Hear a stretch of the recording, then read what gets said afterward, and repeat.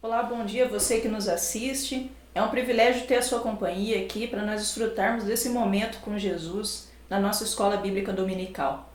É um grande prazer a gente ter esse momento separado na companhia aqui de Jesus para poder meditar na palavra, para ter louvores, momento de adoração. E o Salmo 119, os versículos de 12 a 16, testemunham para a gente o privilégio que é a gente poder aprender, a gente poder ser edificado pela palavra de Deus. Acompanhe comigo aí na sua Bíblia. Salmo 119, os versículos 12 a 16, dizem assim pra gente: Bendito seja, Senhor, ensina-me os teus decretos. Com os lábios repito todas as leis que promulgaste. Regozijo-me em seguir os teus testemunhos, como os que se regozijam com grandes riquezas. Meditarei nos teus preceitos e darei atenção às tuas veredas. Tenho prazer nos teus decretos, não me esqueço da tua palavra. Como é bom a gente saber que as promessas de Deus são verdadeiras, que Deus é fiel e que a palavra dele testemunha isso pra gente. E nesse momento eu te convido a louvar a Deus com a nossa equipe de louvor e declarar isso de todo o coração.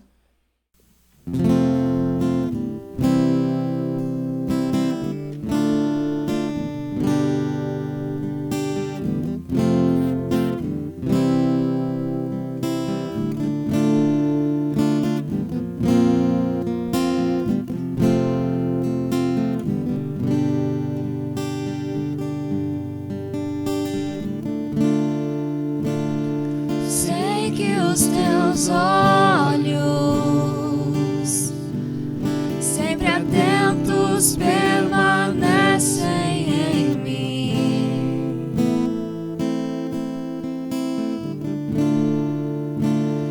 E os teus ouvidos estão sensíveis para ouvir meu clamor. Posso até chorar,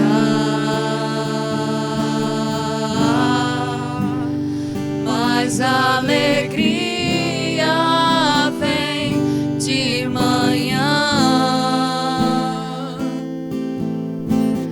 És Deus de perto e não de longe, nunca mudaste.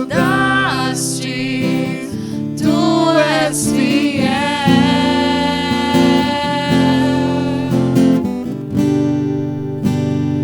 Deus de alianças, Deus de promessas,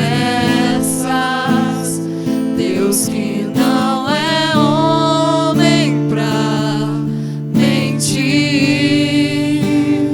Tudo pode passar, tudo pode mudar, mas tua palavra vai se cumprir.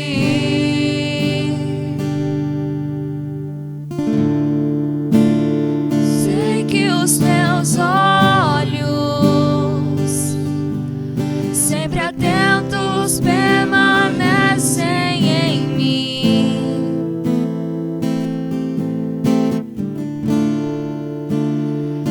Os teus ouvidos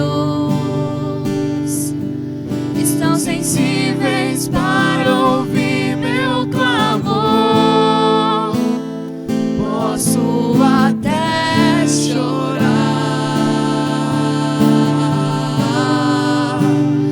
mas a alegria vem de manhã. Deus de perto e não de longe, nunca mudaste. Tu és fiel,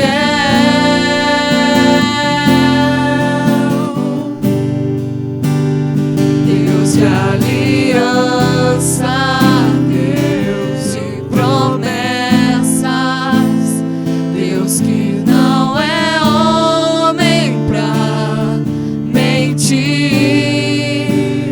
Tudo pode passar, tudo pode mudar, mas tua palavra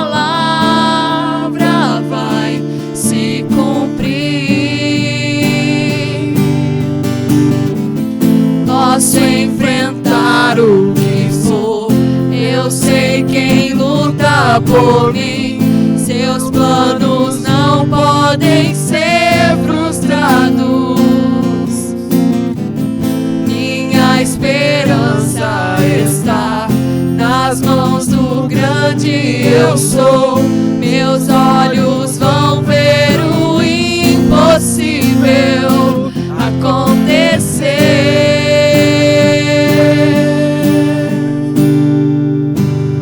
Deus de aliança,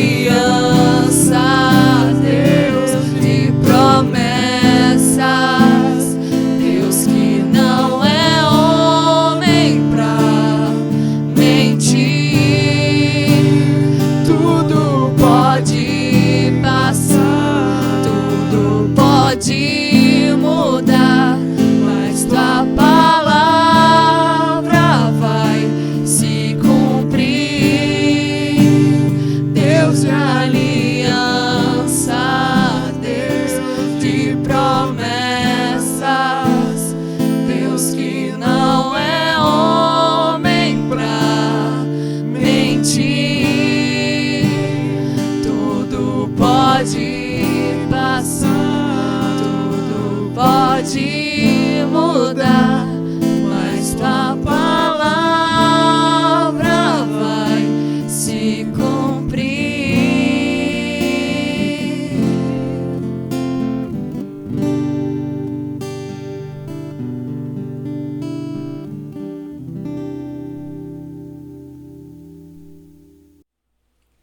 Que privilégio é a gente poder louvar a Deus, declarar a sua fidelidade.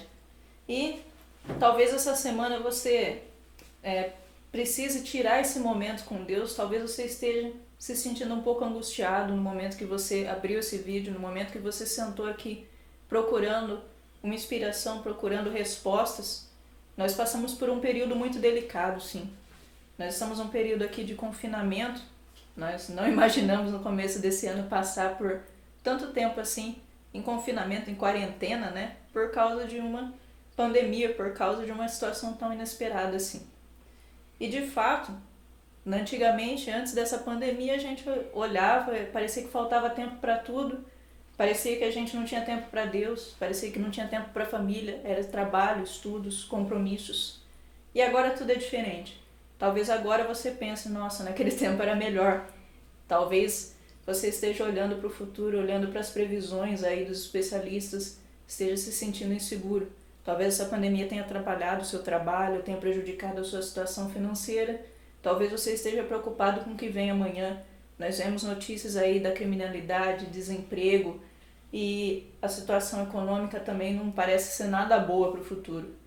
Mas nesse momento, nessa manhã, eu te convido a separar uma hora aqui e nesse estudo eu quero te trazer uma nova perspectiva sobre essa situação. Quero que você acompanhe comigo aqui e receba esse novo olhar, essa nova perspectiva que Deus quer te oferecer a respeito de tudo que você está vivendo. É um tempo de transformação, é um tempo de mudanças. Esse tempo de maneira nenhuma é perdido. Então eu te convido a fechar os seus olhos, a baixar sua cabeça e vamos orar ao nosso Deus, vamos nos colocar na presença dEle de todo o nosso coração. Senhor nosso Deus, Pai amado, Pai querido, nós te agradecemos, Senhor, por essa manhã que nós temos aqui.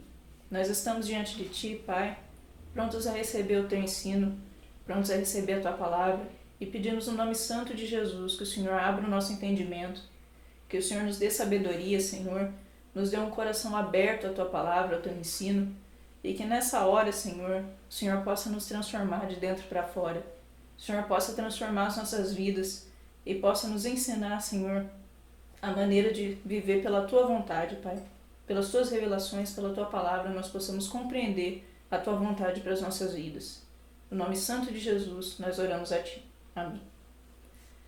Então, hoje nós vamos estudar um trecho do Velho Testamento aqui. Nós vamos folhear aqui uma parte da história de Israel. Eu te convido a pegar a sua Bíblia e acompanhar comigo um trecho dessa história tão rica, tão cheia de detalhes que foi a história do povo de Israel. Você já sabe, você conhece, esse povo era escravo lá dos egípcios. Se você olhar na sua Bíblia lá no começo, lá em Êxodo capítulo 1, você vê que o povo clamava a Deus, chorava, gemia debaixo de escravidão. Era um tempo difícil, era um tempo de servidão, de duros castigos, de trabalho pesado. E o faraó chegou a condenar à morte os filhos dos hebreus. Era um tempo muito complicado. Mas nós vemos que Deus ouviu esse clamor. Lá o capítulo 1 de Êxodo fala pra gente que Deus se voltou para Israel e ele se lembrou da sua promessa lá a Abraão, lá aos antepassados. Se lembrou que havia uma promessa da terra prometida. E esse era o tempo certo de Deus colocar em prática, colocar em ação o seu plano salvador. E nesse momento nós vemos que Deus levantou Moisés, levantou o seu servo para ir até lá, para resgatar esse povo, para liderar essa libertação.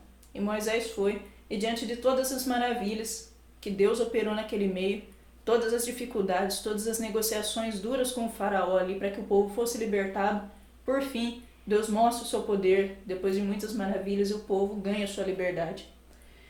Mas a gente vê que Deus tinha uma promessa para Israel ali, de uma terra fértil, de uma terra próspera, de uma terra que emana leite de mel, como diz aqui a palavra. E havia um caminho muito curto para chegar a essa terra, sim. Ali, contornando o mar Mediterrâneo, ali pelo norte, se chegava a Canaã, a terra prometida. Só que não foi por ali que Deus guiou o seu povo. Deus guiou o seu povo para o sul. Eles deram uma volta, eles foram lá até o Monte Sinai, lá no sul, onde Moisés já tinha recebido aquele chamado de Deus. Eles voltaram a esse monte.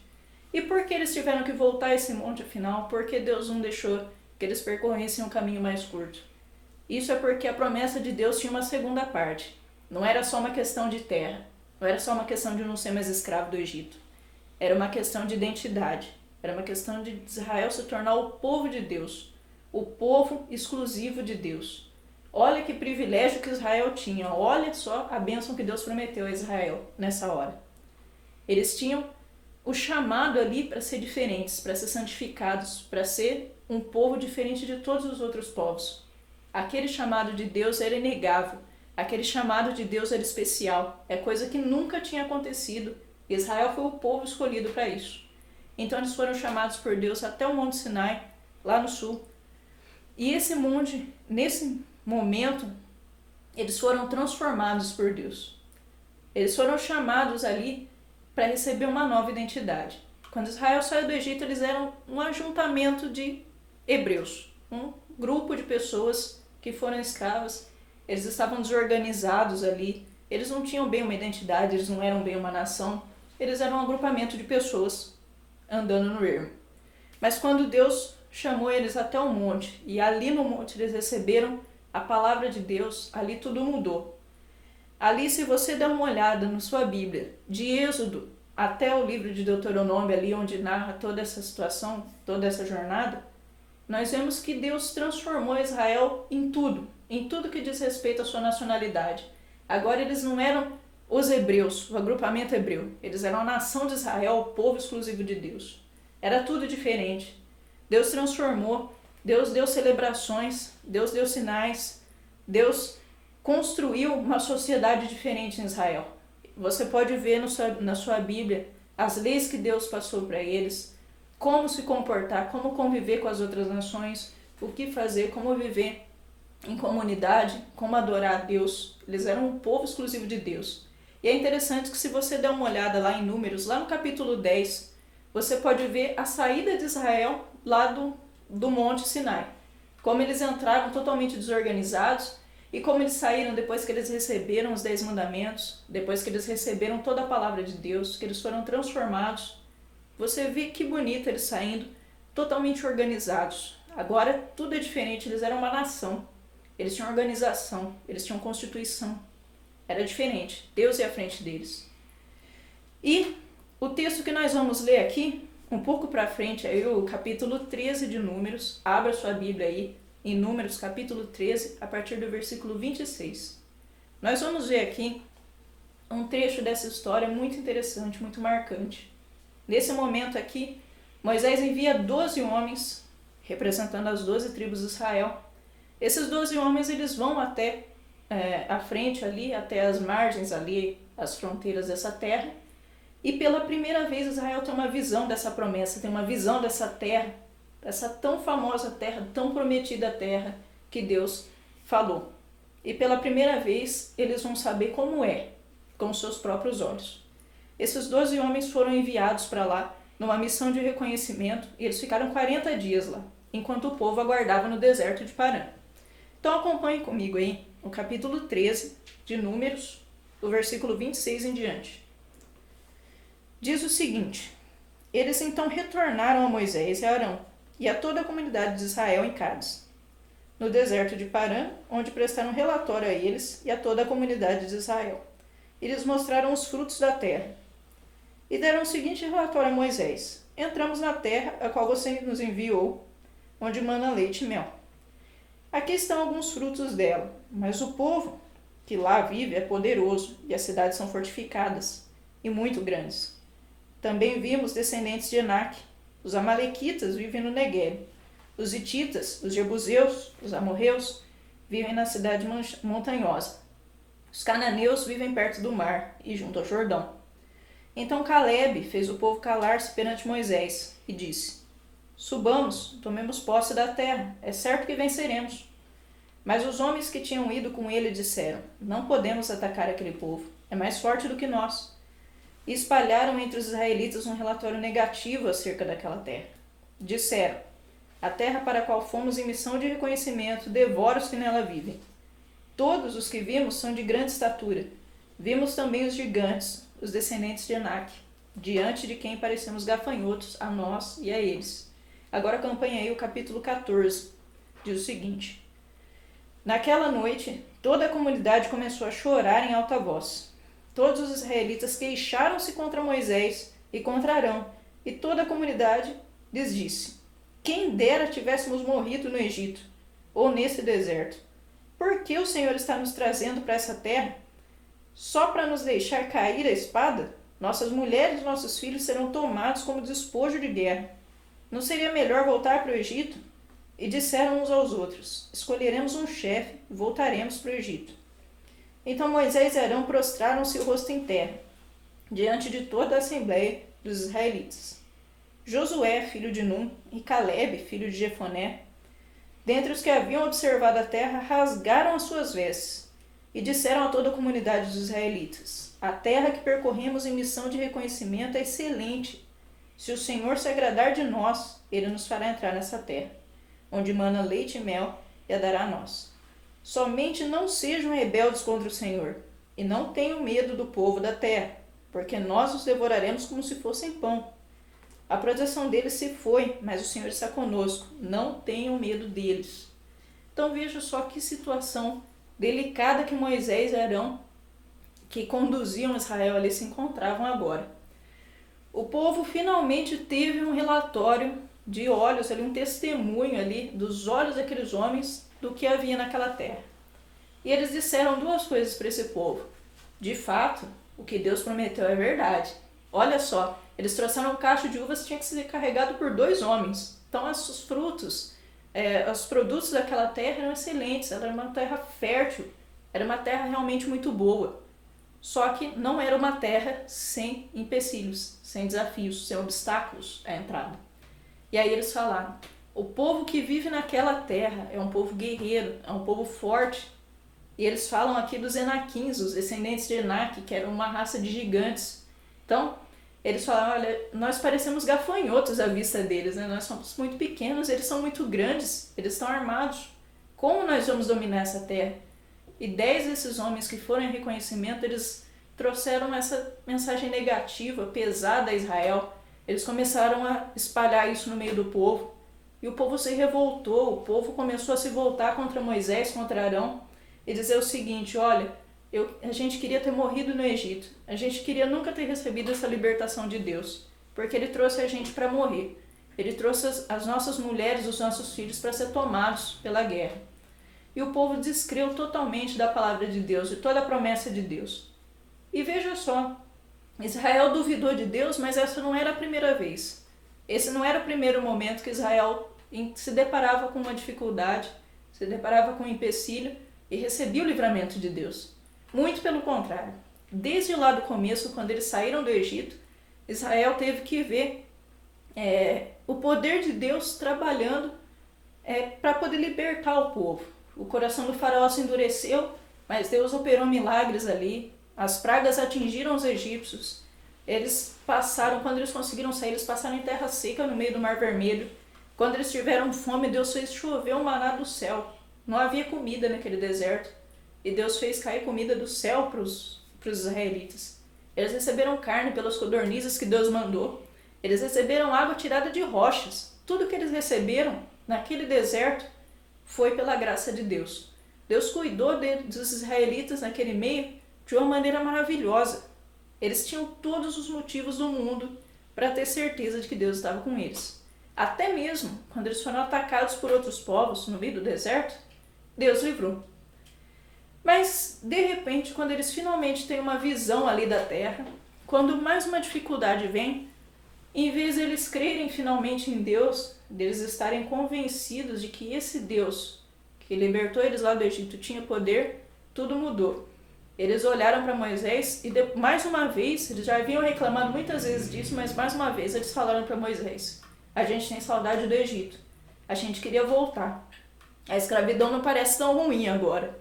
Eles não queriam avançar, eles não queriam receber todas aquelas maravilhas mais de Deus. Eles tinham saudade do que era fácil, do que era cômodo. Apesar de toda a dor da escravidão, deles terem clamado a Deus, agora eles já não queriam o que Deus tinha a oferecer de melhor para eles. Eles queriam o fácil. Então, eles se desfizeram, eles desmereceram. Eles fizeram pouco caso do poder de Deus, da sua transformação, da sua promessa, da transformação de identidade que Deus proporcionou a Israel. Eles fizeram pouco caso de todas essas maravilhas. E 2 homens só ousaram confiar em Deus, ousaram declarar ao povo que Deus faria com que o povo herdasse aquela terra: Josué e Calebe. Veja o que aconteceu se você continuar o texto aqui, continuar a leitura do capítulo 14. Você pode ver que essa geração que quis se rebelar contra Moisés, se rebelar contra Deus, se desfazer do poder de Deus, essa geração recebeu uma sentença. Essa geração não receberia a posse da terra. E Deus, por meio de Moisés, falou para eles: olha, vocês vão voltar para o deserto agora, vocês não vão avançar, vocês vão ficar 40 anos aqui. 40 anos nesse deserto. Vocês queriam morrer no deserto, vocês queriam morrer no Egito, agora vocês vão ter o que vocês tanto pediram. Vocês vão ficar. Essa geração que foi tão rebelde a Deus, essa geração não herdou a terra. Os seus filhos, aqueles que eles acharam que seriam despojo de guerra para os homens de Canaã, esses sim conquistaram a terra crendo em Deus. Mas aquela geração rebelde, essa ficou no deserto. E por 40 anos foi esse processo de transformação de Israel, de renovação daquela geração passar e a geração que veio depois deles ali, os seus filhos, se fortalecerem, se apossarem dessa nova identidade que Deus proporcionou para eles, para que eles estivessem capacitados, para que eles estivessem firmes em Deus, que eles estivessem aptos a vencer, a conquistar aquela terra prometida. Eles não poderiam dominar a terra sem crer em Deus. Totalmente desacreditados, duvidosos, rebeldes. Mas eles precisavam crer no poder daquele Deus que liberta, do Deus que tirou eles do Egito e que prometeu essa terra, que prometeu essa nova identidade. Eles tinham que crer nesse Deus para que eles pudessem seguir em frente. Então eles passaram ali 40 anos nesse processo de transformação, nessa nova identidade recebida por Deus ali, recebida da parte de Deus. Eles precisaram de todo esse tempo para que finalmente eles pudessem tomar posse daquilo que Deus prometeu para eles. O tempo de Deus é perfeito. O tempo de Deus é o tempo ideal para que as coisas aconteçam da maneira certa. O povo não estava capacitado para sair ali direto do Egito e ir para Canaã, principalmente nesse espírito de rebeldia. Eles não tinham identidade, eles não tinham organização. Se eles chegassem pelo caminho mais curto ali em Canaã, eles de fato seriam devorados à espada, como diz aqui o texto. Mas Deus proporcionou uma nova identidade a Israel. Deus trabalhou Israel por 40 anos. Aquela geração que tinha que se apossar da terra, aquela geração foi abençoada por Deus. E esses dois homens, Josué e Calebe, esses aqui daquela geração foram os únicos daquela geração que conquistaram essa terra, que entraram. E mais ainda, Josué não só teve o privilégio de entrar na terra prometida, mas mais do que isso, ele teve o privilégio de, depois da morte de Moisés, ele conduziu o povo a guerrear dentro daquela terra. Ele foi quem liderou Israel contra os Enaquins, contra os povos guerreiros de Canaã. Esse Josué, lá no final do seu livro, um pouco mais para frente aí, você pode ver que no final de sua vida, ele olha a terra estabelecida, ele olha Israel já dividida, as tribos nos seus territórios ali, e aí ele dá um testemunho, ele chama as autoridades de Israel, e aí ele dá um testemunho e fala, olha, eu presenciei, eu vi a fidelidade de Deus. De fato, tudo que Deus prometeu a Israel se cumpriu.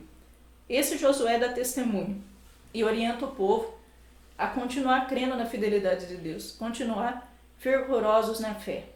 E aqui nós temos a nossa mensagem, a nossa aplicação, a palavra de Deus para a sua vida.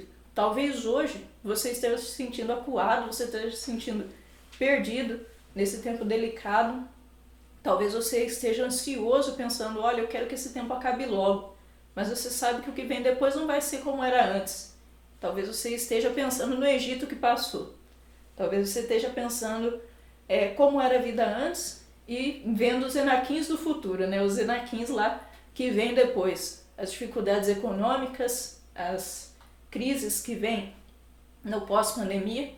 Talvez nesse tempo aqui você esteja ansioso, andando de um lado para o outro, você não sabe o que fazer, você olha as dificuldades e esteja se perguntando por que Deus permitiu isso, por que Deus te trouxe até aqui, por que Ele te permitiu fazer planos em 2020, se Ele sabia que 2020 seria assim e tudo parece paralisado na sua vida. Mas eu quero te dizer que esse mesmo Deus que agiu aqui em Israel, esse é o mesmo Deus que age na sua vida. Esse Deus te trouxe aqui não à toa. Não para cair nesse deserto, não para passar dificuldades aqui, mas esse Deus é o Deus que opera maravilhas na sua vida. Esse é o Deus que supre todas as suas necessidades. Esse é o Deus que te chama para uma nova identidade hoje. Ele te escolheu, Ele te chamou à santidade, pela palavra dele Ele te promete cuidar de você, cuidar da sua família, cuidar de todas as suas necessidades e cuidar do seu futuro.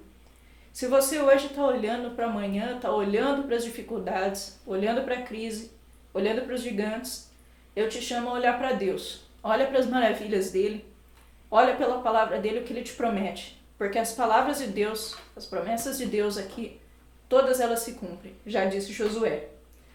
Hoje nós temos a promessa de Deus em um futuro confiado nele, porque esse é o Deus impossível.